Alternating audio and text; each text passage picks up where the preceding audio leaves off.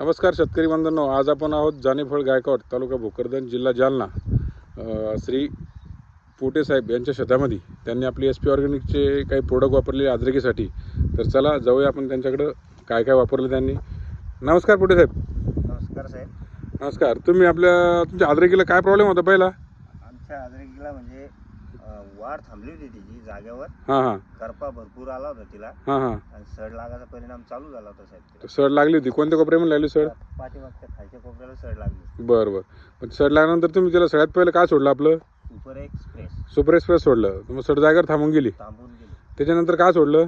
Organic can आहे, organic carbon सोडलं तुम्ही SP सुद्धा पावर. नंतर इकोझाईम. हां.